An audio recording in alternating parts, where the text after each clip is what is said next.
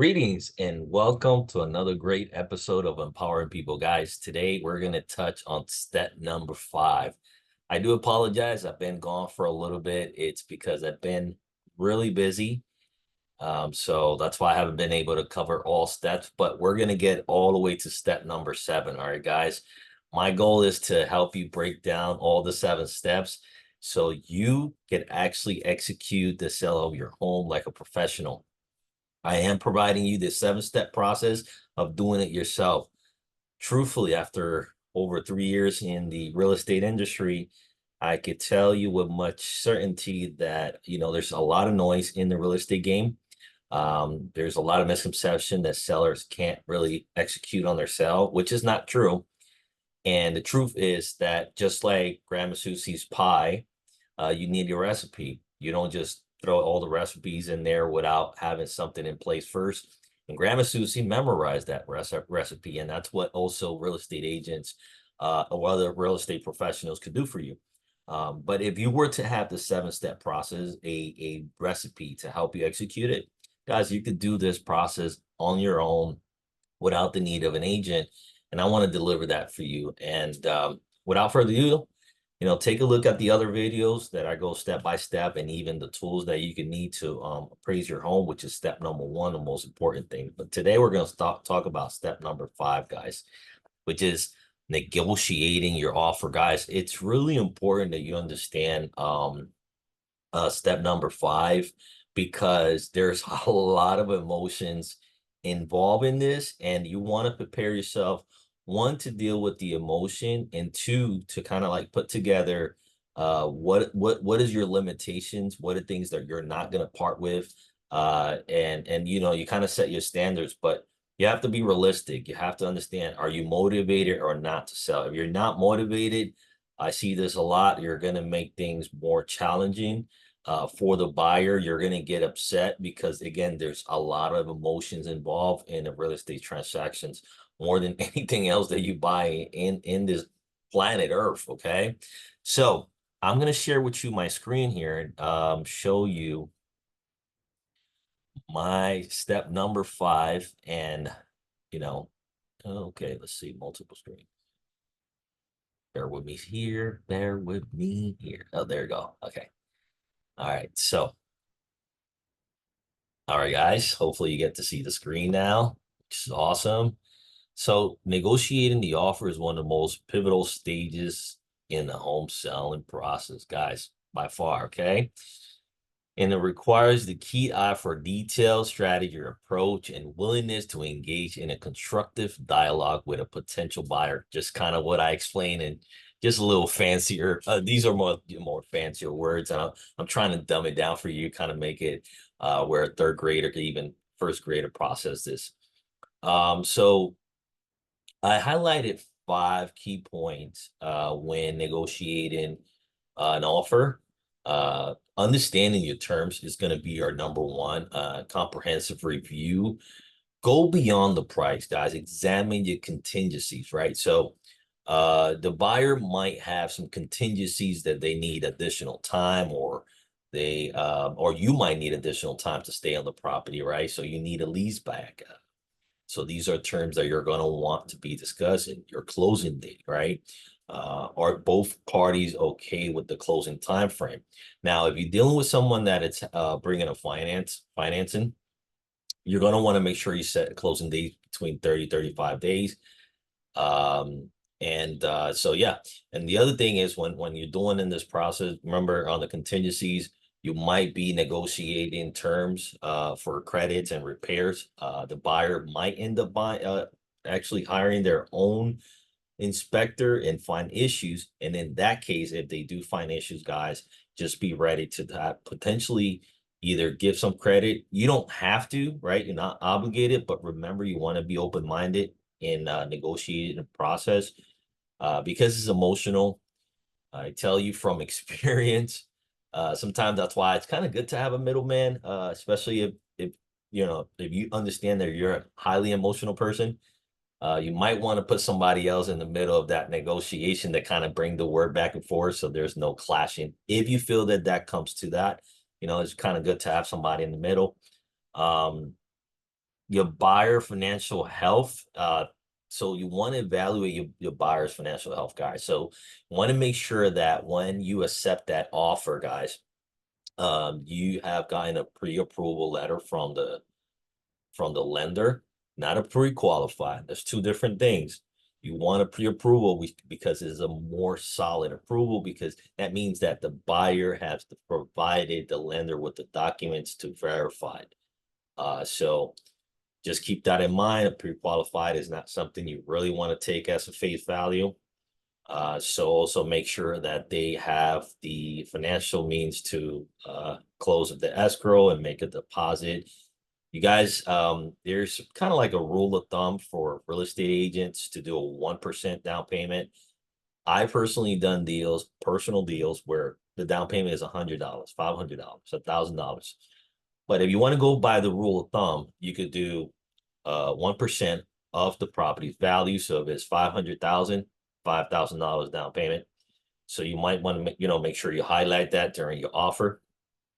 Now, let's move to step number 2, which is your counter offer.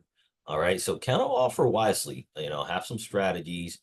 Initial offer falls short, propose a counter offer that balance your needs with the buyer's interest. Okay. So make this process a win-win. You want to hear what the buyer's needs, if location, they have to relocate, a lot of different things, right? Just kind of hear out what they, why they want to move or why they want to pick your property. And, you might find some empathy there and just, kind of help them out and try to find a balance, a win-win process. Okay. Have a holistic approach. Consider both price adjustment and modification to the terms that could make the deal more favorable. So in some cases, like today, I was just negotiating an offer where, I'm actually representing both sides. I'm representing the seller and I'm representing the buyer. And so my job was to help the buyer get kind of their terms and the seller as well. So we have to negotiate some credit for repairs that we already highlighted without an inspection. So that's already put in the contract. And now the seller is giving my buyer $5,000 credit for the repairs. So you see how come to terms made it a holistic approach. There was a win-win. Pretty much my seller got almost what they were asking for. And yeah, it worked out. So, and by the way, there were actually multiple offers, but they liked that one better. And yeah, that was the win one, right? So let's move to step number 3, which is be prepared to negotiate. Again, have an open mindset approach to negotiating with a flexible attitude, aiming for a mutual and beneficial agreement. So, guys, you definitely want that win-win situation. Again, if you feel the situations get intense, try to get somebody involved, maybe a neutral situation in the middle, somebody in the middle that just kind of bring the message so that energy can continue flowing with positive and good, good vibes, because that's definitely what you want. I definitely lost deals because the person felt too tense. It is a very highly emotional transaction process. In most cases, this is the biggest purchase anyone makes in their entire life. So there is a lot of emotions. So just keep that in mind. So be prepared to negotiate, open mindset, prioritization, right? So prioritize. Oh my God, I can't even get the word out. Prioritization. Oh my God, I'm gonna kick myself for that one. Hope you enjoy that. I am definitely not the best at grammar, so don't kick me in the butt for that. Did I say that? Yeah, I did. All right. So identify your non-negotiable and be willing to be compromise on the less critical aspect. So be open to it, because you might say, you know what, I am not barging with this, but look at it from a standpoint like if you were to be the buyer, how would you want that to work out? And, just kind of meet in the middle, right? So I'll give you an example, right? So if somebody wants to negotiate $10,000 discount on the property, I mean, you might get defensive. I've seen this happen, but instead, why not meet in the middle? Okay. Why not 5,000? And if it makes it a win-win, hey, uh consider that approach, right, guys? So Prioritize, prioritize. Okay. All right. Step number 4, consider multiple offers. Evaluate thoroughly. Okay. When multiple offers are on the table, compare them holistically to determine the best overall package. So good example today, I had 3 different offers. And believe it or not the highest one, okay? Not the highest price one. And the reason for that is, well, I'll tell you why. Um, the winner was a conventional, which came at a lower price, right? Not too far from what our sellers wanted to be. However, the second offer came a couple of thousands above, and the third came about 10,000 above. But the approach of the highest was, well, I want to get 55% down. The approach of the second offer was an FHA. Guys, a lot of, just so you understand, this is actually beneficial for you that I went through this today, and I can explain to you that not necessarily the highest offers is always going to win. Because, think about this as a seller, you want your property to close. You want to make sure you have kind of a security, right? So cash is king, right? Cash would secure that you close in, there's not a problem. But when you're dealing with finances, there's a lot of different contingencies on the financing part. As a result, FHA has a lot more restrictions versus conventional. Conventional is a very flexible loan program, and by far is one of the most highly desirable by every agent, by and seller. It's just, it's more kind of like a guarantee to close. It just gives you that needle of confidence. So therefore, the conventional loan won, even though it was 8,000 below the second highest price. Okay. So hopefully that gave you a summary, an idea as to, multiple offers, and kind of like, not always the highest offer is the best offer. Not even the mid offer is always the best offer. So you might want to consider those things. Leverage competition, use multiple offers to potentially drive up the price. In this case, I could have done the situation that, play that scenario. I did present this to the buyers, but truthfully, they felt firm. This is where they wanted to be. I respected that. And overall, everybody was actually happy. It was a win-win day. I still got some paperwork to do, but it's great, man. But overall, my goal is I want sellers to be able to do this on their own. Um, Funny enough that I actually even offered this to the seller. But since we've been working for over a year, they said, no, Dan, I want you to take care of it. And also, they were in a different situation which required to be effective. Well, actually, I sold this property in 11 days, got it on the contract. We needed something quick on this because of the seller situation. All right, guys. Well, let's move on to number 4.